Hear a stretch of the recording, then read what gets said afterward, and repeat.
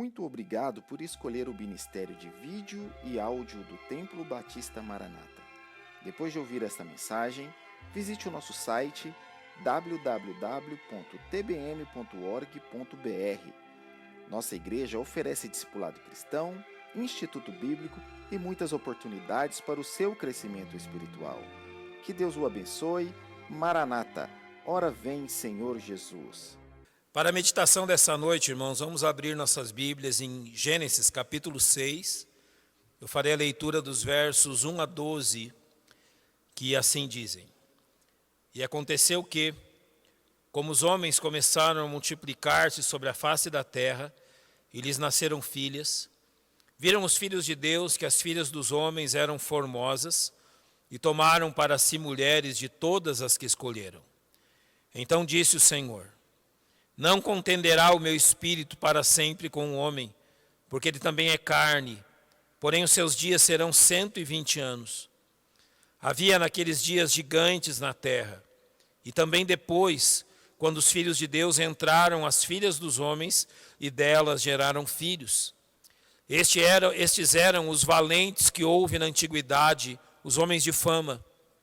E viu o Senhor que a maldade do homem se multiplicara sobre a terra, e que toda a imaginação dos pensamentos de seu coração era só má continuamente.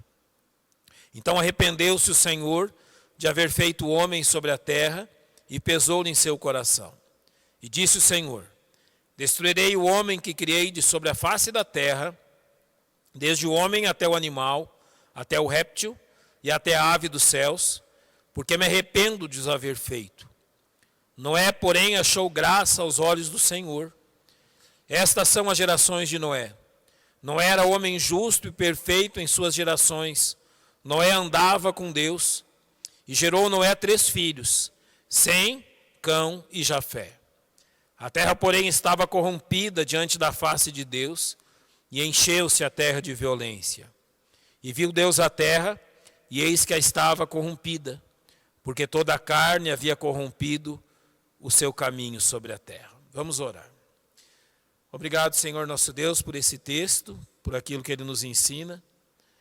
Rogamos, Pai, que teu Espírito Santo nos ajude enquanto meditamos nesta verdade, para que compreendamos, ó Pai, como é a ação do Senhor em relação a nós homens e como podemos descansar em Ti e na Tua misericórdia.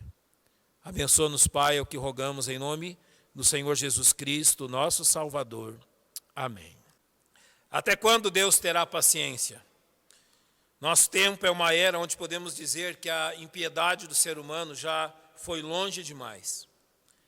Sistematicamente nós vemos leis ímpias, contrárias a Deus, se tornando a regra da nossa sociedade. Um modo de vida contrário ao que Deus determinou está se tornando a regra para os homens.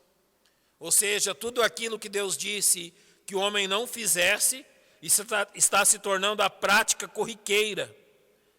E já faz algum tempo que a raça humana está chamando o amargo de doce, está confundindo as coisas, já não sabe mais o que é luz e o que é trevas, o que é certo e o que é errado.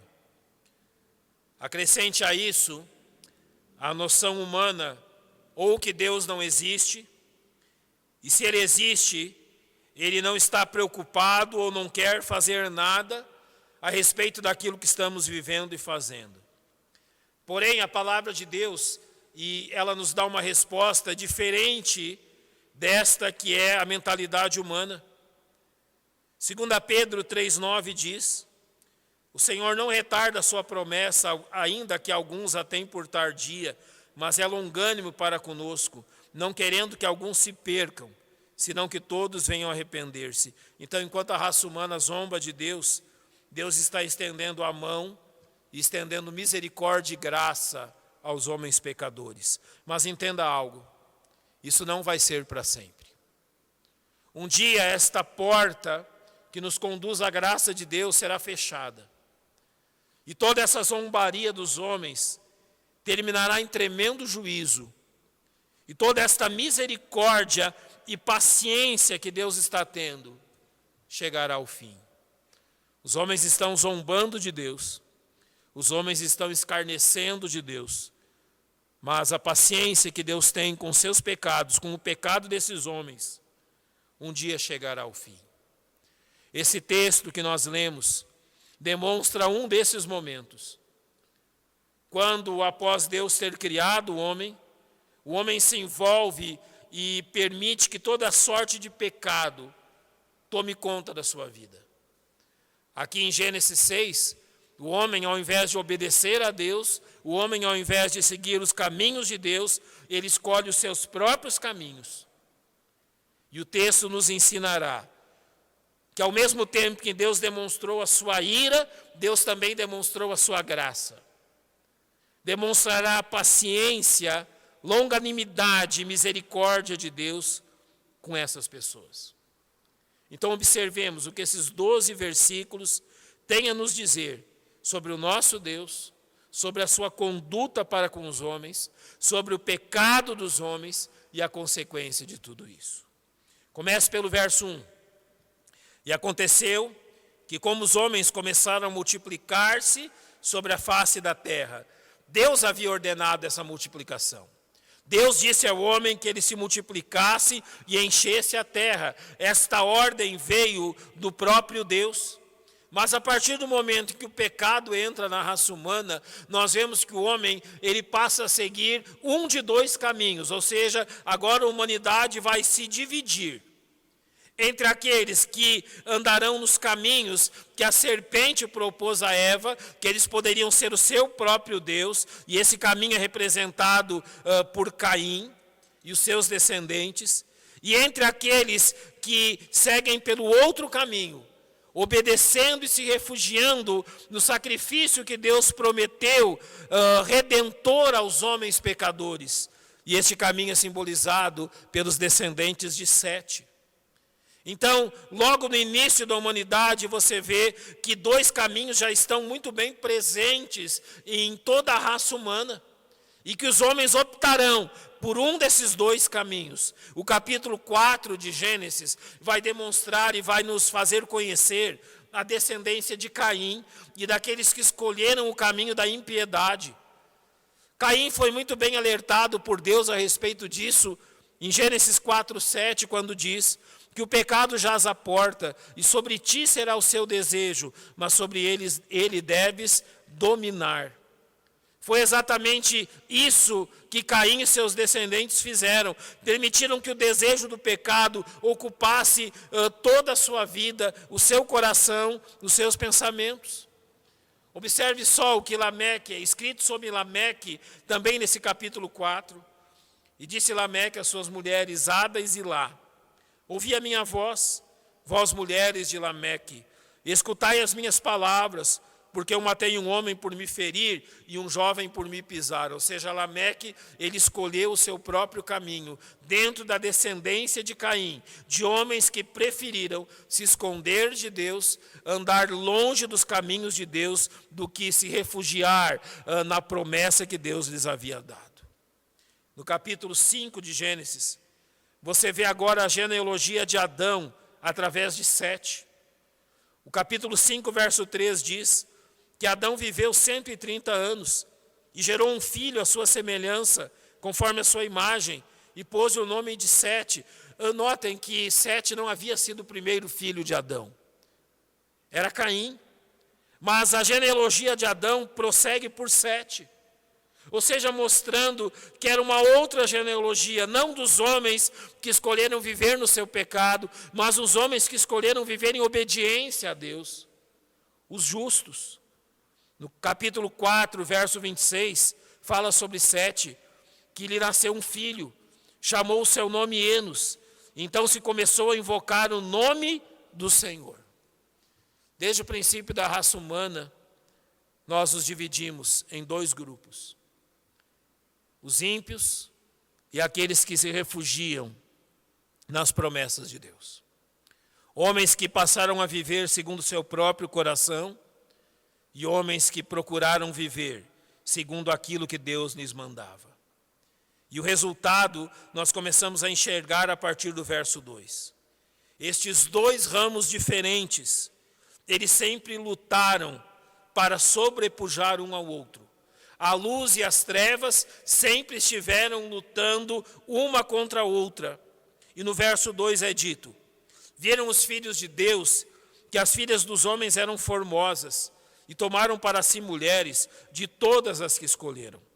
Primeiro, eu creio que é preciso dizer aqui o que a Bíblia está dizendo sobre filhos de Deus. Porque é uma teoria que defende que os filhos de Deus aqui sejam anjos. Então estes anjos, eles viram a formosura das filhas dos homens e coabitaram com elas e tiveram filhos com elas. Eu entendo que não é isso que o texto está dizendo. Não é isso que o texto vai nos ensinar. Eu não vou adentrar esta teoria, mas seguir o que o texto nos leva a entender e compreender a expressão filhos de Deus como se tratando da descendência de Sete e não de anjos caídos. Então, o que acontece aqui a partir desta questão? Nós vemos claramente que desde o princípio, o reino das trevas usou a mesma tática contra o reino da luz. O que aconteceu aqui é o que voltou a acontecer em muitas outras ocasiões, em muitos outros momentos, onde a união entre pessoas que servem a Deus e pessoas ímpias e rebeldes a Deus resultou no enfraquecimento do povo de Deus. Vou te fazer lembrar, por exemplo, de Balaão e daquilo que ele fez com Israel. O mesmo livro de Apocalipse, referindo-se a ele no capítulo 2, diz: mas algumas coisas tenho contra ti, porque tens lá os que seguem a doutrina de Balaão, o qual ensinava a Balaque a lançar tropeços diante dos filhos de Israel, para que comessem dos sacrifícios da idolatria e fornicassem. O que Balaão ele fez contra o povo de Israel? Ele não amaldiçoou o povo de Israel, mas ele ensinou que caso os israelitas, então, procurassem matrimônio, procurassem entre as filhas de outros povos ao seu redor, povos idólatras, e se unissem a elas em casamento, isso enfraqueceria a vida espiritual da nação de Israel, e foi isso que Balaão fez. O mesmo é citado por Paulo em 2 Coríntios capítulo 6, verso 14. Não vos prendais a um jugo desigual com os infiéis, porque que sociedade tem a justiça com a injustiça, que comunhão tem a luz com as trevas. Novamente Paulo aqui vai nos lembrar o quê? Sempre que os filhos de Deus se unem aos ímpios, o resultado é o enfraquecimento espiritual dos filhos de Deus, o seu desvio de servirem e obedecerem a Deus, e o prejuízo da sua própria vida. É isso que acontece aqui em Gênesis 6.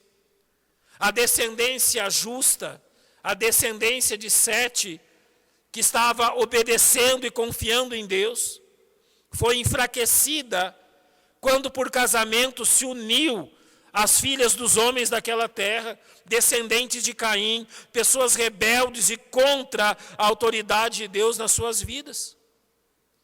Foi assim que a descendência piedosa, vindo de Adão e Sete, foi atraída e tropeçou, unindo-se às pessoas que viviam em rebeldia contra Deus. E qual é a consequência então?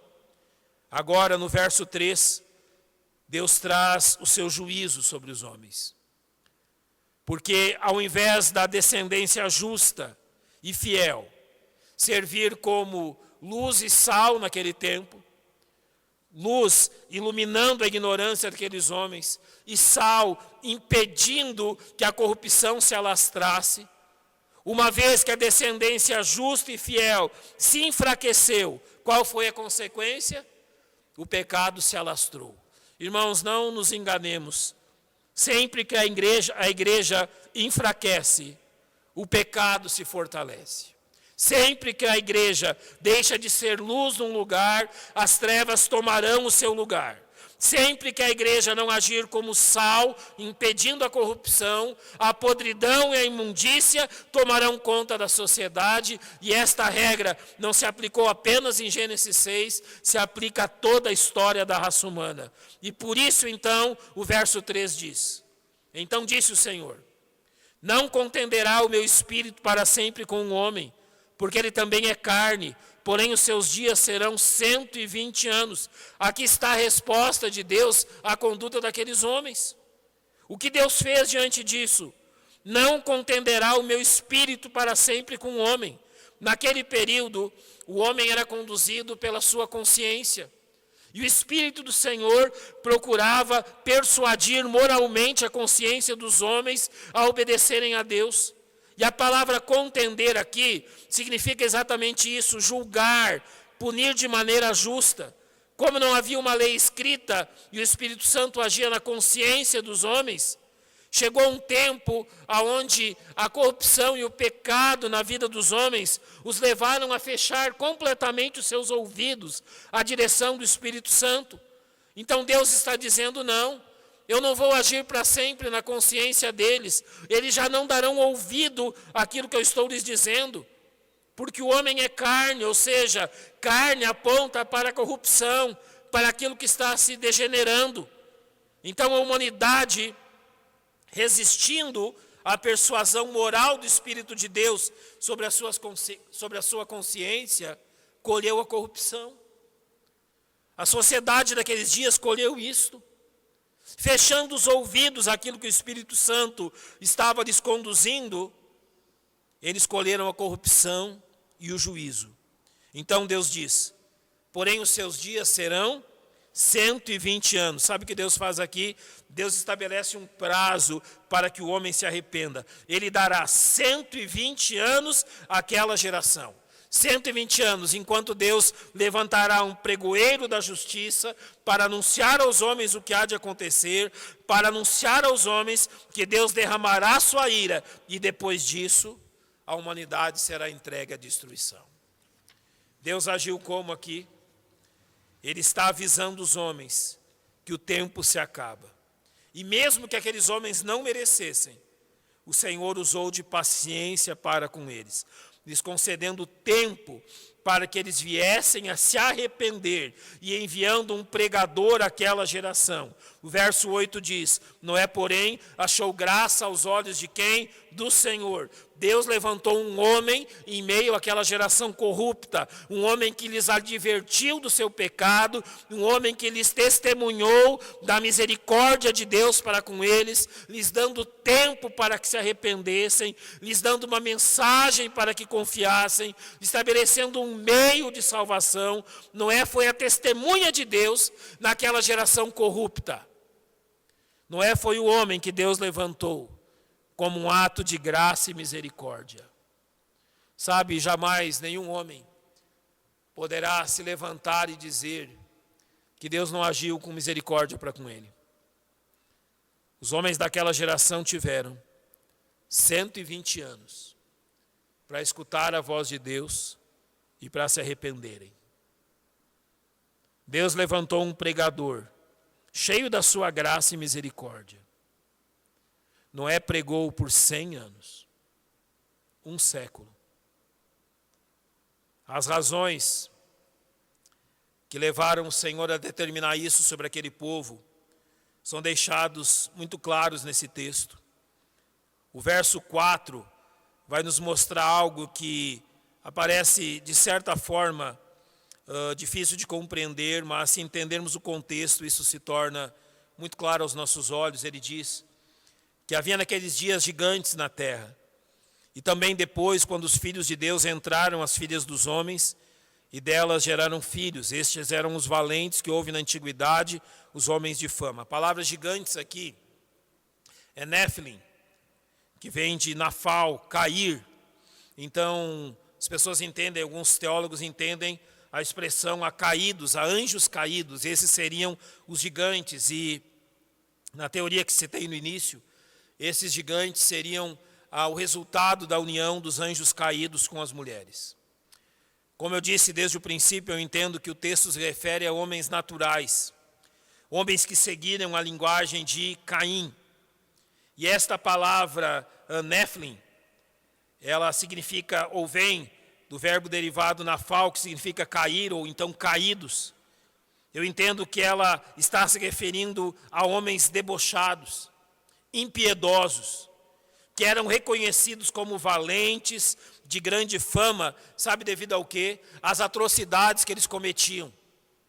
Eram gigantes, ou seja, debochados, homens caídos em sua própria impiedade, homens que praticavam todo tipo de pecado, impiedosos, injustos. Eu vou usar uma ilustração para que vocês percebam o que significam gigantes nesse sentido. Quais são os homens mais famosos da humanidade? Você pode citá-los. Quem são os homens que escrevem o seu nome na história? Se não todos, quase todos, são os homens que cometeram as piores atrocidades. Lembre de Hitler, Stalin, Idi Amin, Saddam Hussein. Todos esses homens que foram possivelmente valentes, não é, na linguagem que podemos usar, mas que cometeram todo tipo de atrocidade. Se tornaram gigantes, grandes, conhecidos, assim como os homens de outrora. Então o que acontece aqui? O amor e a simpatia dos homens pelo pecado faz com que Deus agora derrame juízo. Aqueles homens conhecidos eram os homens que viviam impiamente. Eles eram admirados, eles tinham a simpatia das pessoas. Jesus deixou isso bem claro quando disse da sua geração em João 3. A condenação é esta, que a luz veio ao mundo e os homens amaram mais as trevas do que a luz, porque suas obras eram más. O homem pecador, ele ama mais as trevas e despreza a luz, porque essas são suas obras, e não foi diferente naquele tempo. Em segundo lugar, porque naqueles dias, pecar se tornou a regra. Agir contra Deus se tornou a regra. Olha o que diz o verso 5. E viu o Senhor que a maldade do homem se multiplicara sobre a terra, e que toda a imaginação dos pensamentos de seu coração era só má continuamente. O ser humano havia degenerado tanto as suas relações sociais, morais, espirituais, ele as degenerou a tal ponto que tudo aquilo que ele planejava fazer era unicamente dar vazão ao seu próprio pecado. Nós temos uma visão disso em Romanos capítulo 1, quando Paulo fala da decadência da raça humana. Observe, por exemplo, o que ele diz no verso 21. Porquanto, tendo conhecido a Deus, não glorificaram como Deus, nem lhe deram graças. Antes, em seus discursos desvaneceram, e o seu coração insensato se obscureceu. Sabendo quem é Deus, não o glorificam, não são gratos a Ele. Assumem discursos vazios e um coração que vive em trevas. Esta é a imagem, a fotografia moral do ser humano. Olha o verso 24. Por isso também Deus os entregou às concupiscências de seus corações. Deus os entregou ao que deseja o coração deles. Eles desejam o pecado, eles amam o pecado. Então Deus abriu as porteiras. Façam o que o coração de vocês deseja. Façam aquilo que realmente vocês amam. Eu estou abrindo a porta para que vocês façam tudo aquilo que vocês desejarem. O verso 28 diz, e como eles não se importaram de ter conhecimento de Deus, assim Deus os entregou a um sentimento perverso para fazerem coisas que não convêm. Isso foi o que aconteceu àquela geração, isso aconteceu a outras gerações, isso está acontecendo à nossa geração. O verso 29 diz, estando cheios, e então ele traz uma lista ali de pecados e manifestações pecaminosas que o ser humano tem tornado regra na sua vida. Sabe o que significa isso? Não só naqueles dias, mas hoje também. A humanidade tem seguido ladeira abaixo, numa velocidade cada vez maior. Não tem freios. Há um grande abismo no final dessa estrada, mas os homens não estão preocupados. Eles querem fazer tudo aquilo que o coração pecaminoso deles deseja. E sabe qual é a conduta de Deus com isso? Deus disse, vão. Deus abriu as portas. Deus os entregou, é repetido aqui diversas vezes em Romanos 1. Deus disse, façam o que vocês querem. aquilo que vocês determinam, mas saibam que isso tem consequências. E a consequência vem no verso 6. Então arrependeu-se o Senhor de haver feito o homem sobre a terra, e pesou-lhe em seu coração. O que significa isso, que Deus veio arrepender-se? Será que Deus não sabia que os homens fariam isso? Será que Deus não tinha ideia do que os homens fariam após a entrada do pecado? Claro que tinha. Nada foge ao controle de Deus, nada foge ao seu conhecimento. Quando a Bíblia diz que Deus se arrependeu, ela está usando aqui um antropoformismo, ou seja, uma forma humana de referir-se a Deus. O arrependimento de Deus não é aquilo que mesmo falamos a respeito de nós, sobre nós, seres humanos, se arrependerem. Por exemplo, Números 23, 19 diz: Deus não é homem para que minta, nem filho do homem para que se arrependa. O profeta Jeremias, ele vai nos dizer o que significa isso, arrependimento em relação a Deus. Ele diz no capítulo 18, no momento em que falar contra uma nação e contra um reino para arrancar e para derrubar e para destruir, se a tal nação, porém, contra a qual falar, se converter da sua maldade, também eu me arrependerei do mal que lhes pensava fazer. Então, arrependimento no sentido de Deus, significa que Deus muda a sua atitude para com o homem e muda aquilo que ele disse que faria, se o homem mudar a sua atitude para com ele. Deus não criou o homem para ser escravo do pecado. Deus não criou o homem para viver em toda a imundícia do pecado. Deus não criou o homem para dar vazão a todo desejo pecaminoso do seu coração. Deus o criou para a sua glória, para ter comunhão com Ele. Mas o homem escolheu outro caminho. E Deus que Ele criou, então muda a sua atitude para com Ele. Ao invés de ser o seu preservador, agora Deus será o seu destruidor. Deus está dizendo, eu me arrependi. Eu mudei de atitude para com o homem. E Deus não se sentiu feliz por isso. Não houve prazer nenhum em Deus por isso. Ele diz que isso pesou-lhe ao coração. Ele diz que isso trouxe realmente pesar a Deus. Ter que destruir a raça humana porque os homens se desviaram dos seus propósitos. Ter que levar juízo aos homens. Deus não tem prazer na morte do ímpio. Deus não tem prazer na morte do pecador. Mas agora é isso que Ele vai fazer. Ele vai tirar a vida, eu creio, de milhões de pessoas, porque elas escolheram um caminho de destruição e de juízo. Então, no verso 7, Deus determina esse juízo. Disse o Senhor, destruirei o homem que criei de sobre a face da terra, desde o homem até o animal, até o réptil, até a ave dos céus, porque me arrependo de os haver feito. Aqui então, ele vai nos dizer que ele vai destruí-los. Não só a raça humana, mas até os animais sofrerão a consequência. Até os animais serão destruídos por aquilo que Deus trará.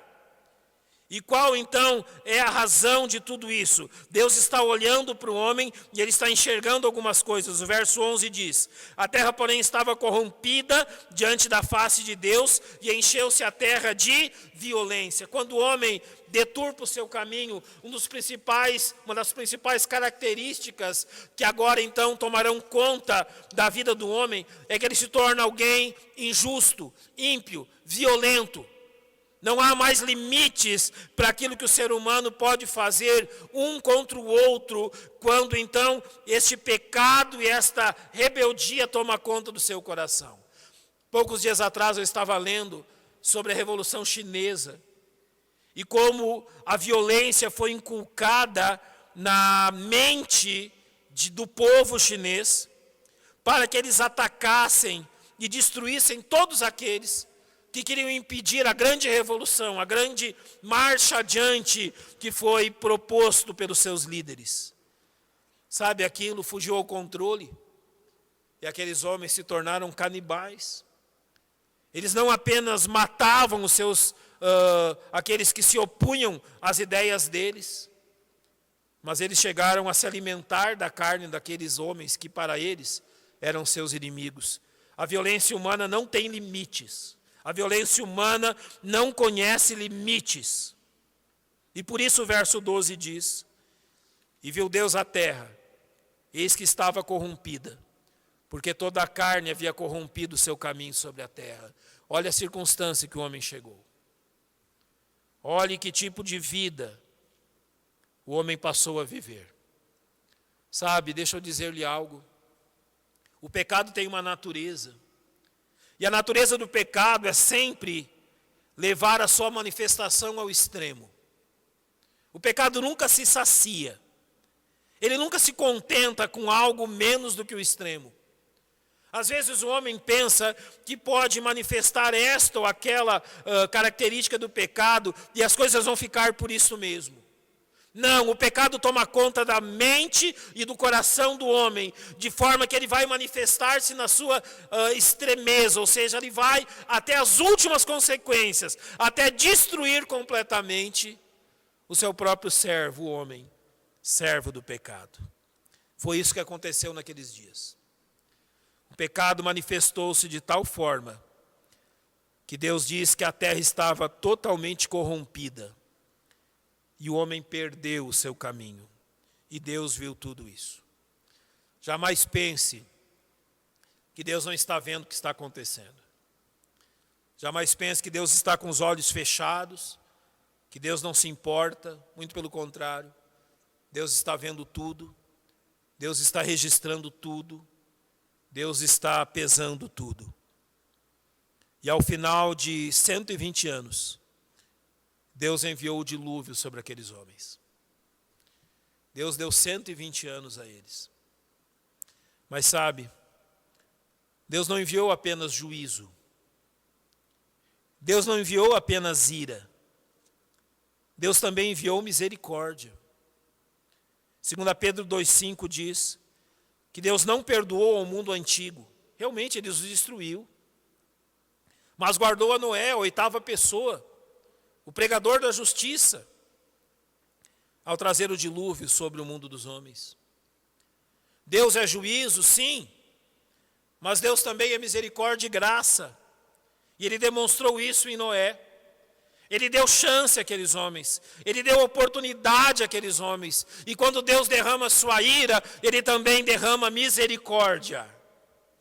E nós aprendemos aqui algo incrível sobre Deus. Além de paciente, ele é misericordioso. Nesses dias agora que nós temos vivido, eu vejo muitas pessoas usarem um texto, infelizmente fora do seu contexto. Isaías capítulo 26, versos 20 e 21, que dizem: vai, pois, povo meu, entra nos teus quartos, fecha as tuas portas sobre ti, esconde-te só por um momento, até que passe a ira. Porque eis que o Senhor sairá do seu lugar para castigar os moradores da terra por causa da sua iniquidade, e a terra descobrirá o seu sangue e não encobrirá mais os seus mortos. Muitos estão enxergando nessa profecia algo para hoje. Mas não, essa profecia já se cumpriu. Ela já foi realizada na história do povo de Israel. Deus derramou a sua ira por causa do pecado daquele povo. Mas sabe também, Deus derramou misericórdia. Ele demonstrou a sua ira porque ele estava castigando os homens por causa da sua iniquidade, da iniquidade que esses homens estavam praticando. Mas Deus também foi misericordioso sobre aquele povo obstinado. Isso se deu naquele tempo, isso se deu em Gênesis, e isso se dá hoje. Romanos 1,18 diz: porque do céu se manifesta a ira de Deus sobre toda a impiedade e injustiça dos homens, que detêm a verdade e injustiça, como foi no tempo de Noé, como foi em Israel, está sendo hoje. Deus está declarando do céu a sua ira. Ele vai julgar o pecado dos homens, como julgou através do dilúvio, como julgou no tempo de Israel. Ele vai fazê-lo novamente hoje. Mas Deus, ele é misericordioso. Ele está avisando que derramará sua ira. Mas olhe aquilo que 2 Pedro 3,9 diz: o Senhor não retarda a sua promessa, ainda que alguns a tenham por tardia, mas é longânimo para conosco, não querendo que alguns se percam, senão que todos venham ao quê? A arrepender-se. Sim, Deus está dando oportunidade para que os homens se arrependam. Eu não creio que tudo isso que está acontecendo no nosso tempo seja fruto do acaso, não.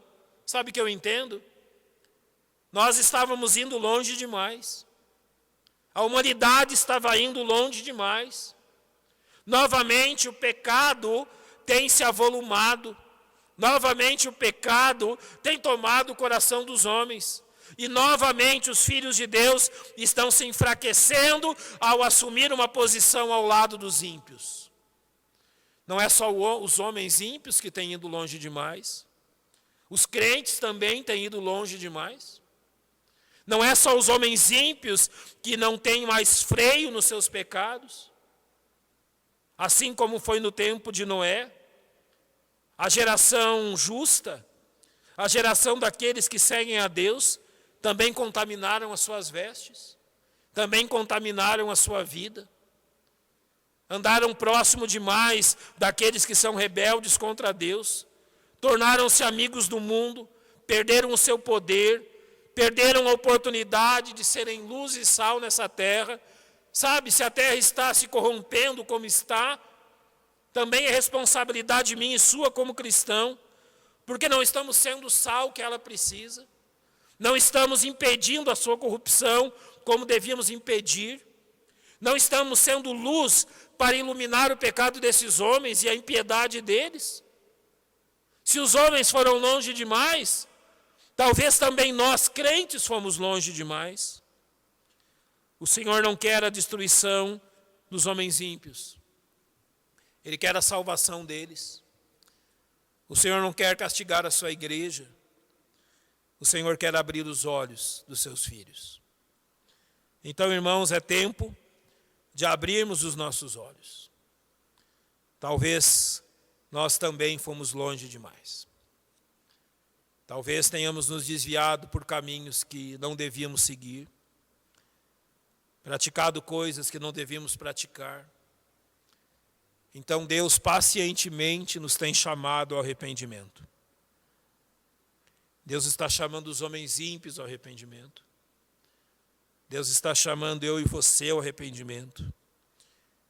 E esse tempo que estamos vivendo, como eu falei nessa manhã, tempos de angústia, como consequência daquilo que já fizemos, ele também é um tempo de arrependimento, de nos voltarmos àquilo que Deus quer de nós, de sermos melhores crentes, melhores pais, maridos, esposas, de sermos mais fiéis ao nosso Deus, de expurgar o pecado que há no nosso coração. Esse tempo em casa, ele não é um tempo perdido. Esse tempo de recolhimento, de aquartelamento, não é um tempo perdido, é um tempo precioso para ler a Bíblia, derramar o nosso coração diante de Deus, permitir que Ele fale conosco. Isso é misericórdia. Deus não envia juízo sem misericórdia. Ele está derramando a misericórdia agora, mas o juízo virá. Então esse é o tempo de sondar o coração, de permitir que Deus fale profundamente conosco, nos traga para perto dEle. Eu creio que é isso que Deus quer. Deus quer nos trazer para perto dEle. Então abra os seus ouvidos, seja sensível à direção do Senhor. Eu creio que nós podemos colher bons frutos ao final desse tempo de grande tristeza. Mas tempos difíceis também fazem parte do plano de Deus.